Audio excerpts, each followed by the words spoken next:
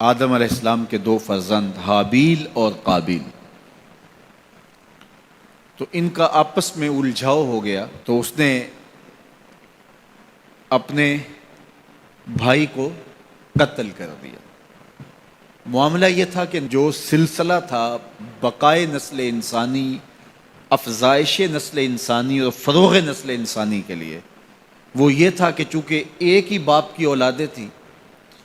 تو جب ولادت ہوتی تو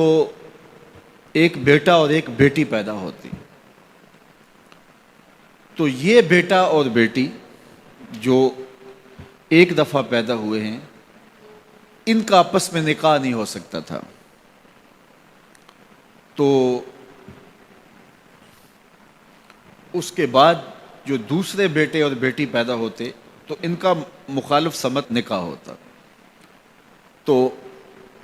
قابیل کے ساتھ پیدا ہونے والی جو لڑکی تھی، قابیل اس کے ساتھ نکاح کرنا چاہتا تھا، تو حضرت آدم علیہ السلام نے فرمایا ایسا نہیں ہوگا، لیکن چلو تم قربانی پیش کرو،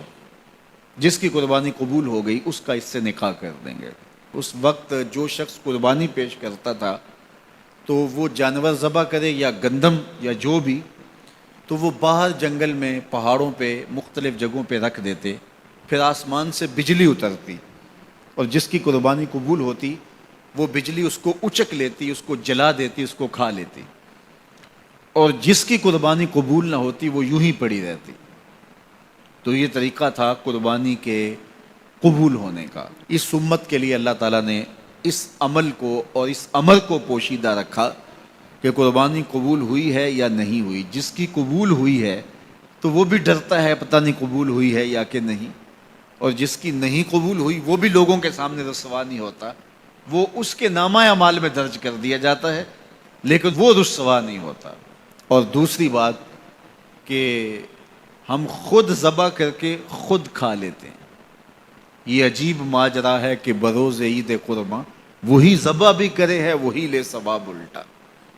خود ذبح کر کے خود کھایا، اس کی کھال بھی اپنے مصرف میں لے کر آئے اور ثواب بھی خود کمایا۔ یہ اللہ نے اس امت پر احسان کیا ہے۔ تو حابیل کی قربانی قبول کر لی گئی، قابیل کی قربانی قبول نہیں ہوئی، تو اس کو اپنے بھائی پہ غصہ آیا اور اس کو قتل کر ڈالا۔ اب جب قتل کر لیا، اور یہ تھا بھی پہلا قتل، اور انسان کو نہیں پتا تھا کہ اب اس کا کیا کیا جائے، تو وہ اپنے بھائی کی لاش اپنے کندھوں پہ اٹھا کے گھومتا رہا، اب اس کا کروں کیا؟ پھر اللہ نے دو کوے بھیجے، قرآن مجید میں وہ واقعہ موجود ہے۔ تو دونوں کوے لڑے، ایک نے دوسرے کو مار دیا، پھر زمین کو اپنے پاؤں سے کریدا اور کوے کو اس کے اندر رکھ کے اوپر مٹی ڈالی۔ تو قابیل نے ایسے سر پہ ہاتھ مارا، کہا کہ یہ کوا جو ہے یہ تو میرے سمجھدار نکلا اور میں نہ جان سکا اور یہ جانتا ہے، تو پھر اپنے بھائی کی لاش کو دفن کیا۔ اب سب سے پہلا قتل اور سب سے پہلی موت جو روئے زمین پہ ہوئی وہ حابیل کی تھی۔ اب قیامت تک جتنے لوگ بھی قتل ہوں گے، جس طرح قاتل کو اس کی سزا اور اس کا گناہ پہنچے گا، یہ سارا گناہ قابیل کے نامہ اعمال میں بھی درج ہوتا رہے گا، اس لیے کہ اس جرم کا آغاز اس نے کیا۔ آپ سے اگر ہو سکے تو کسی اچھے کام کا آغاز کرنا، کبھی بھی کسی برے فعل کا ذریعہ نہ بننا۔ بعض کا تو ہوتا ہے ایک شخص کوئی ایسا کام کرتا، اس کی دیکھا دیکھی سارے لوگ کرنے لگ جاتے ہیں، اگر وہ اچھا ہوتا ہے تو اچھائی پھیلنے لگتی ہے، اور اگر وہ کام برا ہوتا ہے تو برائی پھیلنے لگتی ہے۔ تو انسانی فطرت ہے کہ وہ دیکھے دیکھے کام کرنے لگ جاتے ہیں۔ تو میں آپ کو یہ کہوں گا، کوئی بھی عمل ہو تو آپ کبھی بھی کوئی کام کرنے سے قبل یہ ضرور سوچیں کہ میرے کسی عمل کے تتبع سے کہیں جو ہے وہ میرے ذمے میرے کھاتے کو ایسی چیز نہ آ جائے۔ اور اگر کوئی اچھائی ہے تو وہ حضور نے ایک دفعہ فنڈ مانگا، تو ایک شخص نے کھڑے ہو کر کے کچھ پیش کیا، تو اس کے دیکھا دیکھی باقی لوگ بھی شامل ہو گئے، تو تو حضور نے اس وقت فرمایا تھا تاریخ ساز جملہ، من سنّا فی الاسلام سنتن حسنتن فلہ اجرہا، جس نے اسلام میں کوئی اچھا طریقہ رائج کیا تو اس کو اس کا اجر نصیب ہوگا،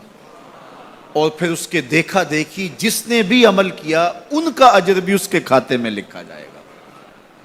اس کا اجر ختم کیے بغیر جس نے بعد میں کیا ہے پہلے شخص کے کھاتے میں بھی درج ہوتا رہے گا۔ میرے حضور کا ایک فرمان ہے کہ خیر کی چابی بنو اور شر کا تالا بنو۔ یہ کتنا جامع نسخہ ہے، خیر کی چابی بنو، خیر کو کھولنے والے بنو، اور شر کا تالا بنو۔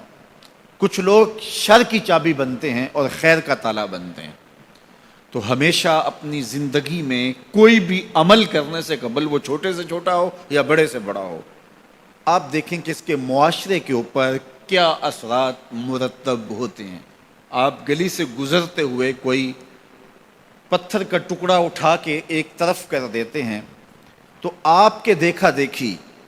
کئی اور لوگ بھی پتھر کے ٹکڑے اٹھانے لگ جاتے ہیں تو پوری گلی صاف ہو جاتی ہے، اور آپ اشارے پہ کھڑے ہیں اور اشارہ توڑ دیتے ہیں تو سارے لوگ